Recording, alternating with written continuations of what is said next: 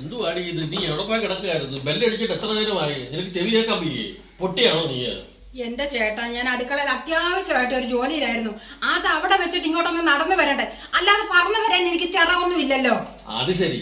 ഇനി ഇതൊക്കെ 2 ചിറക് കൂടെ വാങ്ങിച്ച് ഫിറ്റ് ചെയ്ത് തരാം. പിന്നെ പറന്ന് നടന്നാ മതിയല്ലോ. ഞാനൊരു കാര്യം പറയാം, എനിക്കിത് ന്യായീകരണം കേൾക്കണ്ട. നാളെ വരുമ്പോ ഞാൻ വന്ന് ബെല്ലടിച്ച് അപ്പഴേ കഥ തുറന്നോളൂ.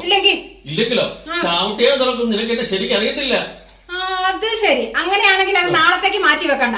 ഒത്തോട്ടെ, നമുക്ക് ഇപ്പൊ തന്നെ അത് തീർത്താം. എടി, നാളത്തെ കാര്യം നാളെയാണ്. നാളെ തീരുമാനിക്കാം. പോരെ, ഇത് തന്നെ വേണം നിർബന്ധമൊന്നുമില്ലല്ലോ. ഓ എന്റെ ദൈവമേ, ഇപ്പൊ ബന്ധു ഭാര്യ വാങ്ങത്തൊരു തമാശ പോലും പറയാൻ പറ്റാത്ത അവസ്ഥയായി.